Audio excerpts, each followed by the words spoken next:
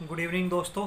मैं आपका अपना डॉक्टर आर के मुदगिल, प्रदेश अध्यक्ष, Haryana chartered association of physiotherapist. दोस्तों, जैसा कि हम तमाम लोगों को पता है कि अभी अभी हमारे बीच the national commission for allied and health care professional bill 2020 जो कि राज्यसभा में रखा गया है, इंट्रोड्यूस किया गया है माननीय स्वास्थ्य मंत्री हर्षवर्धन जी द्वारा। लेकिन इसमें एक सोचने और समझने वाली बात यह है, जैसा कि हम तमाम लोगों को पता भी है कि 2018 में भी सेम इसी तरीके से एक बिल आया था और उस बिल को लेके भी काफ़ी सारी चर्चाएं हुई थी उस वक्त भी, और ये विचार विमर्श किया गया था कि ये बिल किस तरीके से हम लोगों के लिए फ़ायदे में है, किस तरीके से हमारे लिए नुकसान में है। इन तमाम चीज़ों पर चर्चा हुई थी और इन्हीं तमाम चर्चाओं के बीच आज फिर से एक ये नई चर्चा आई कि उसका नाम बदल के, ये शब्द मैं इसलिए इस्तेमाल कर रहा हूँ कि उसका नाम बदल के, क्योंकि ये सिर्फ नाम ही अलग है, ये नाम ही नया है 2018 से। बाकी तो पूरा का पूरा बिल लगभग 95% आप कह सकते हैं बिल्कुल वही का वही है जो पहले था। इसको लेके बहुत सारे लोग अभी ये खुशियाँ मना रहे हैं कि कुछ ना से तो कुछ मिल गया वो बेहतर है, कुछ मिलने जा रहा है तो खुश होना चाहिए। लेकिन ये खुशी झूठी है, एक दिखावा है अपने आप को तसल्ली देने के लिए। किसी शायर ने कहा है कि दिल को बहलाने का ख्याल अच्छा है गालिब, तो वही बात है कि यहाँ दिल को बहलाया जा रहा है। अदरवाइज़ इस काउंसिल से कोई ख़ास फ़ायदा होने वाला नहीं है हमें। जो ये बिल आया है, ये नेशनल कमीशन जो बनाने की बात हो रही है, मैं इसको डिटेल, क्योंकि स्टडी करे बिना किसी भी चीज़ पे कुछ बोलना हमेशा गलत होता है, तो इसको पूरा जब पढ़ने बैठे तो आप अगर जाएंगे यूट्यूब पे तो मेरी 2018 जो बिल आया था उस पर भी पूरी डिटेल एक वीडियो है, मैंने उसको पूरा पढ़ के पूरा बनाया था। तो लगभग आप उसको दोबारा सुन लीजिए, आपकी सारी क्योरी उसी में क्लियर हो जाएंगी। पॉइंट वाइज हमने उसको स्टडी करके बनाया था। अब इसमें भी लगभग सेम वही है, कंपोजिशन भी वही है, कॉन्स्टिट्यूशन भी वही है, टेन्योर भी वही रहेगा, फंड्स भी वही हैं, रूल्स भी वही हैं, रेगुलेशंस भी वही हैं। और फिजियोथेरेपिस्ट जो डेफिनेशन की हम बात करें या अलाइड हेल्थ केयर प्रोफेशनल की बात करें तो डेफिनेशन भी वही है।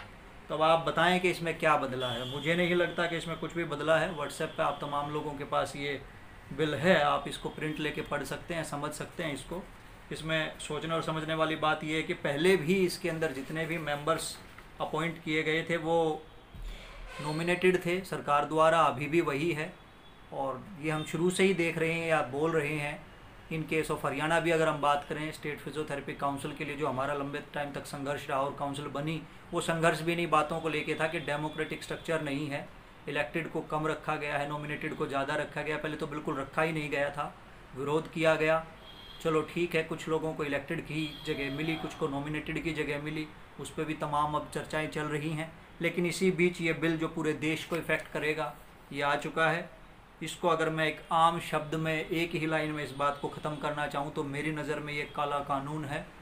एक ऐसा काला कानून जिसका कोई फ़ायदा नहीं होने वाला है।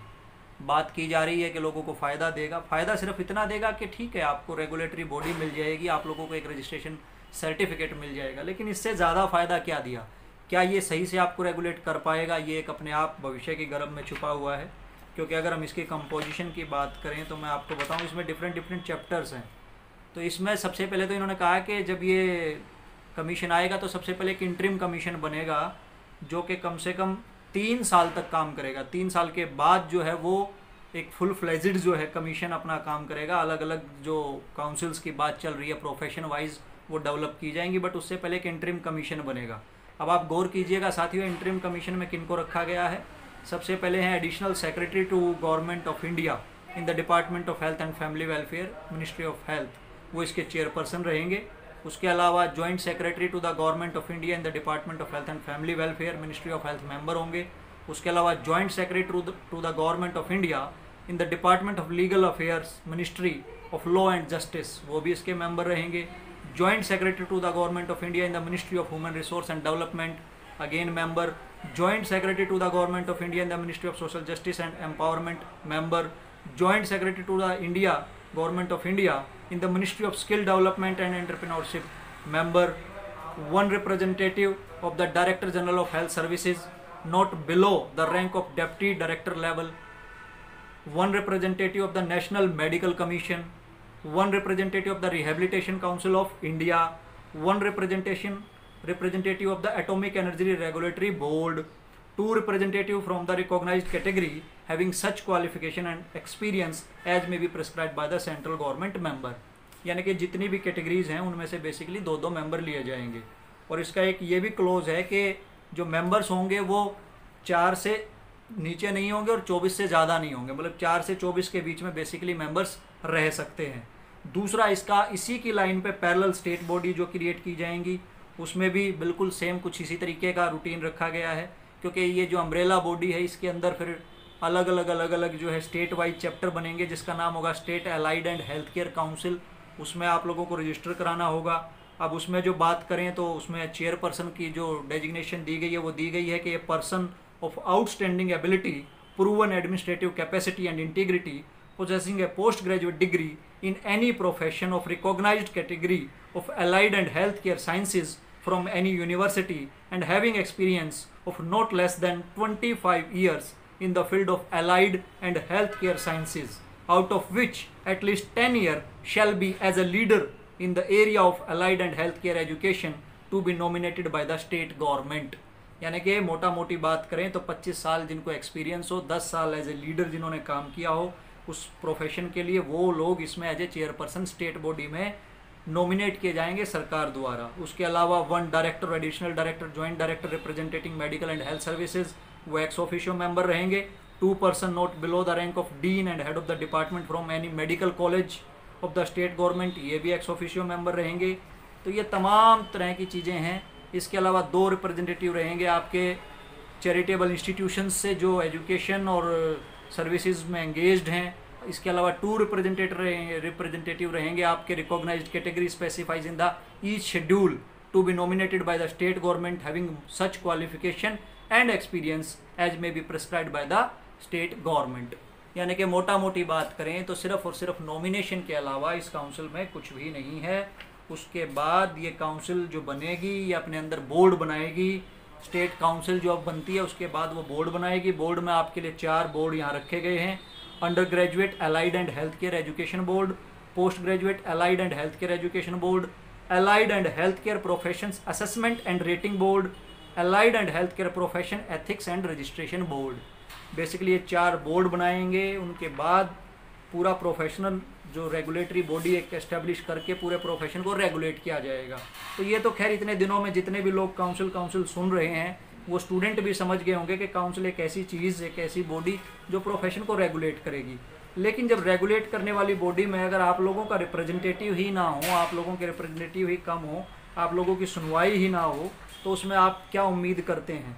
2018 में भी मैंने एक बात बताई थी कि फाइनेंस में अगर मैं बात करूं तो चैप्टर में मेंशन है कि जो गवर्नमेंट, ये जो आपकी काउंसिल, ये कमीशन जो काम करेगी वो कैसे काम करेगी। जो फंड्स जो हैं वो गवर्नमेंट से ग्रांट के रूप में रिसीव करेगी, प्लस वो रिसीव्ड करेगी ग्रांट्स और ट्रांसफ़र्स जो होंगे, जो लोग उसके अंदर पेमेंट ट्रांसफ़र करेंगे, जो आप मेंबरशिप फीस आप ट्रांसफ़र करेंगे उनके बेसिस पे ये काम करेगी। तो ये तमाम फंड्स जो हैं वो आपसे लिए के फिर आपके ऊपर खर्च किए जाएंगे। उसके अलावा ये एनुअल रिपोर्ट देगी। अच्छा, दूसरा इसमें एक सबसे बड़ी दिक्कत ये है कि ये सिर्फ 2 साल के लिए रहेगा। ये जो बोर्ड आपका एंट्रीम बोर्ड बनने के बाद जो आपकी काउंसिल आएगी फंक्शन में, उसमें जो अधिकारी चुने जाएंगे वो सिर्फ 2 साल के लिए, उसके बाद फिर से नए चुने जाएंगे। तो अब आप सोचिए कि 2 साल कितना थोड़ा अरसा है। एक प्रोफेशन को ये समझने में भी टाइम लगेगा कि वो एग्जैक्टली है क्या, इससे पहले बदलाव का मौका आ जाएगा। तो मैं नहीं समझता कि 2 साल कोई ढंग का टेन्योर है किसी को भी ग्रो करने के लिए या ग्रो करवाने के लिए।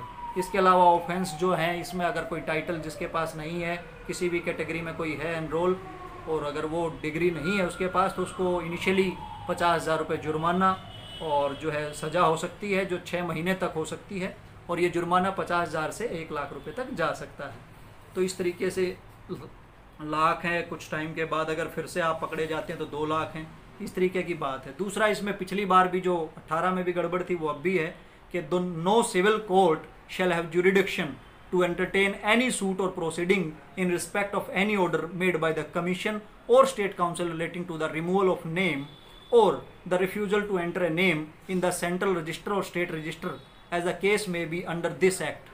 मतलब कितना काला कानून जो मैंने शब्द इस्तेमाल किया था वो इसी बात की वजह से किया था।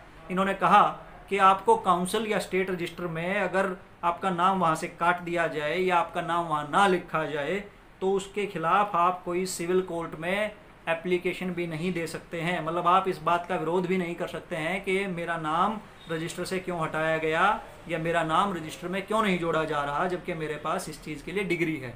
दूसरा, नो सूट, प्रोसिक्यूशन और other legal proceeding shall be lie against the central government और स्टेट गवर्नमेंट और against the chairman, chairperson, vice chairperson or any other member of the commission or any member of the state council or any member of the professional council or any member of the autonomous board, as the case may be, for anything which is in good faith done or intended to be done in pursuance of the act, any rule made thereunder in the discharge of their official duties। यानी कि कितनी अजीब बात है, इन्होंने कहा कि council के किसी भी अधिकारी या काउंसिल के ऊपर, स्टेट या सेंट्रल बॉडी के ऊपर कोई भी कानूनी कार्रवाई नहीं हो सकती है, क्योंकि ये माना जा रहा है कि वो जो कर रहे हैं वो प्रोफेशन की गुड फेथ में कर रहे हैं। अब आप बताएं, गलतियां किससे नहीं हो सकती? गलतियां किसी से भी हो सकती हैं, लेकिन यहाँ जो गलतियां हैं या नहीं हैं उनको जज करने का मौका ही नहीं दिया जा रहा है। यहाँ सिर्फ और सिर्फ एक फरमान सुना दिया गया है कि आप ऐसा कुछ कर ही नहीं सकते हैं, आप इनके अगेंस्ट जा ही नहीं सकते हैं।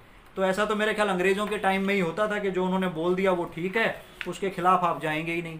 फिर दूसरा बात करते हैं कि इसमें बहुत सारी कैटेगरी रखी गई हैं, जिसमें सबसे पहली medical laboratory and life sciences, दूसरी trauma, burn cases, surgical anaesthesia related technology. तीसरा नंबर हमें दिया गया है जिसमें फिजियोथेरेपी प्रोफेशनल्स हमें काउंट किया गया है, और ISCO जो कोड हमें दिया गया है प्रोफेशनल, वो 2264 ये कोड हमें दिया गया है फिजियोथेरेपिस्ट को। उसके अलावा न्यूट्रिशन साइंस प्रोफेशनल रखे गए हैं, ऑप्थेल्मिक साइंस प्रोफेशनल रखे गए हैं, ऑक्यूपेशनल थेरेपी प्रोफेशनल्स रखे गए हैं, community care and behavioural health science and other professionals रखे गए हैं, medical radiology, imaging and therapeutic technology professionals रखे गए हैं, medical technologist and physician associate रखे गए हैं, health information management and health informatic professionals रखे गए हैं। तो ये तमाम चीज़ें हैं। फिर लास्ट में इसका statement of objective and reasons दिया गया है। यहाँ मैं आपको एक चीज़ बताना चाहूँगा, थर्ड पॉइंट में बड़ी कमाल की बात लिखी हुई है, आप इसको ध्यान से सुनिए। The paramedical professionals as well as other technologists and therapists have finally been accorded their due recognition and are presently being termed as allied and healthcare professionals based on the International Labour Organizational International Standard Classification of Occupations ISCO 08। A detailed mapping has been undertaken to identify such professionals।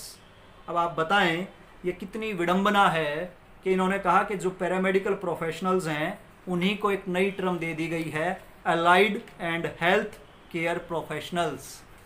अब ये बताएं कि हम इतना लंबा संघर्ष क्या इसी दिन के लिए कर रहे थे कि फिजियोथेरेपिस्ट को पैरामेडिकल माना जाए? ओ सॉरी, क्योंकि टर्म बदल गई है। तो यानी कि ये हुआ कि जो कल तक राम था आज उसका नाम बदलकर श्याम कर दिया गया है। बात तो वही है, पहले भी वही था, आज भी वही है, सिर्फ नाम बदल दिए गए, एक लिपापोती कर दी गई, सिर्फ एक ब्रेन वॉश है, एक आई वॉश है, जिससे कुछ नहीं मिल रहा, कुछ नया नहीं हो रहा। 2018 का वो बिल, वो मेरी वीडियो यूट्यूब पर है, बिल्कुल लाइन दर लाइन उसको पूरा पढ़ के मैंने बताया था उस टाइम भी। आज मैं एक एक लाइन पे इसलिए टाइम खर्च नहीं कर रहा हूँ क्योंकि सारी की सारी वही हैं, आप उसी को रिपीट कर लें। इसमें मोटा माटी कुछ नया नहीं है, जो तमाम चीज़ें आपको बताई वो साबित करती हैं कि इससे हमें कोई विशेष फ़ायदा नहीं होने वाला है। मैं तो ये समझता हूँ कि अगर इसकी बजाय हमें रिहेबिलिटेशन काउंसिल ऑफ इंडिया में डाल दिया जाता तो ज़्यादा अच्छा था। या अगर हम स्टेट की भी बात करें, जितनी भी स्टेट काउंसिल्स हैं वो कहती हैं physiotherapy is a branch of modern medicine system, तो कितना अच्छा लगता है। वहाँ कम से कम ये क्लैरिफाई तो है, चाहे वो हरियाणा की बात हो या किसी और स्टेट की बात हो।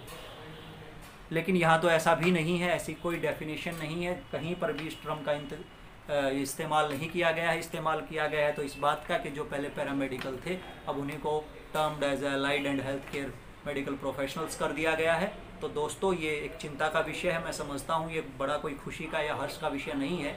ये कमीशन अगर बन भी जाता है और अगर ये फंक्शनिंग भी होता है तो मुझे नहीं लगता कि कुछ ज़्यादा फ़ायदा हम लोगों के लिए कर पाएगा। और इसको रोकने का क्योंकि दुर्भाग्य से अब कोई तरीका भी नहीं है, क्योंकि रोकने का एक ही तरीका होता है जब कोई मास मूवमेंट बने, जब लोग एक साथ विरोध में बहुत ज़्यादा संख्या में किसी चीज़ के लिए खड़े हों, तब शायद सरकार उन बातों को सुनती है, समझती है, सीरियसली लेती है। बट मैं समझता हूँ कि फिजियोथेरेपी में ऐसा होना मुझे तो मुमकिन नहीं लग रहा, क्योंकि इतने सालों की कोशिशों के बाद हम देख ही रहे हैं यहाँ सबको अपनी दाल रोटी की चिंता है। और तो और जो नेशनल संगठन हमारा बना हुआ है उसकी अलग ही फिलॉसफी है, उसका अलग ही रोना रहता है, वो अलग ही गुमराह करने की तैयारियां रखता है लोगों को। वो कभी ढोल नगाड़े बजा देते हैं, कभी खुशी की बात उठा देते हैं, और कभी हर चीज़ का क्रेडिट खुद से लेने की होड़ में हर चीज़ को छोटा साबित करने की कोशिश करते हैं।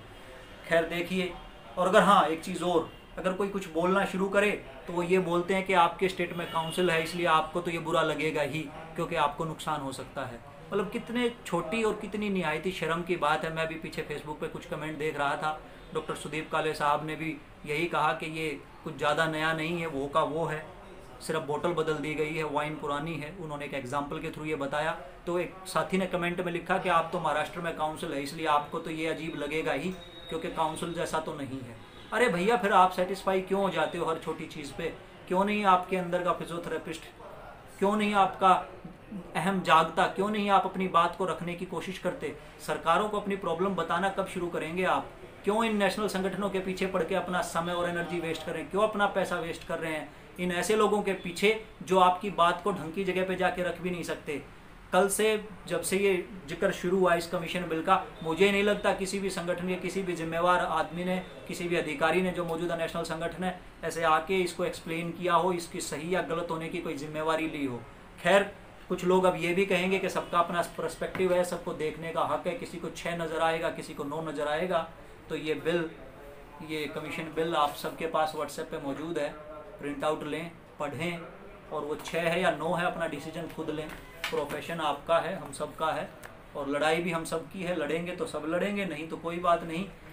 अगर आप लोगों के काम चल रहे हैं तो दूसरों के भी चल ही रहे हैं। लेकिन ये आने वाली पीढ़ियां, मैं दावे के साथ कहता हूं कि नेशनल जो एसोसिएशन को कभी माफ़ नहीं कर पाएंगी, उसके उन अधिकारियों को कभी माफ़ नहीं कर पाएंगी जो इस गलत चीज़ का ना तो विरोध कर रहे हैं और ना इसके खिलाफ लड़ने की कोई रणनीति बना रहे हैं तो सिर्फ एक कि जो मिल रहा है वो ले लो, बहुत अच्छा है। ये आदत शायद कहीं ना कहीं हमें एक ऐसे पहाड़ की चोटी पर ले जाकर खड़ा कर देगी कि उसके आगे सिर्फ एक गहरी खाई होगी और गिरने के अलावा हमारे पास कुछ नहीं होगा। इतने सालों का संघर्ष, एक सेपरेट इंडिपेंडेंट फिजियोथेरेपी काउंसिल का जो सपना एक फिजियोथेरेपिस्ट इतने सालों से देखता आ रहा है, वो कहीं ना कहीं आज टूट रहा है। मैं भी टूटते हुए देख रहा हूँ, मजबूर हूँ, क्योंकि मैं अकेला कुछ कर नहीं सकता और नेशनल संगठन शायद कुछ करना नहीं चाहता। लेकिन हाँ, अगर अभी भी तमाम लोग एकजुट खड़े हों, एक मास मूवमेंट की शक्ल में इसका विरोध करें, तो मैं समझता हूँ कहीं ना कहीं सरकार फिर से सोचेगी, इसमें तमाम अमेंडमेंट्स किए जाएंगे जो हम लोगों के फेवरेबल हों, क्योंकि इसमें अभी तक ऐसा कुछ भी नहीं है जिससे किसी को कोई फ़ायदा होता हो। इन शॉर्ट, पहले भी कहा था, अब भी कह रहा हूँ, सिर्फ लीपापोती है शब्दों की। 2018 के बिल पे 2020 का कवर चढ़ा दिया गया है, इससे ज़्यादा कुछ भी नहीं। उम्मीद करता हूँ आप लोग अपने हकों की लड़ाई खुद लड़ना सीखेंगे और ऐसे झूठे नेशनल संगठनों के पीछे भागने से बचेंगे जो आपका पैसा लूट कर सिर्फ और सिर्फ उसका मिसयूज़ कर रहे हैं और आपके हकों की आवाज़ कहीं पर भी, किसी भी मंच पर भी उठाने में कामयाब नहीं रहे हैं। उम्मीद करता हूँ हमारे हकों की लड़ाई हम खुद लड़ें, आप खुद समझदार बने, आने वाला जो यूथ वो समझे कि क्या ज़रूरी है, वो कहाँ धकेला जा रहा है और किन के द्वारा धकेला जा रहा है, कौन है जो उसके ऊपर एक किस्म से उनके अगुआ बनकर उनको अंधेरे कुएं में धकेलने का काम कर रहे हैं। ये तमाम लोगों को समझना होगा। इन्हीं शब्दों के साथ इजाज़त चाहूँगा दोस्तों। जय हिंद, जय फिजियोथेरेपी।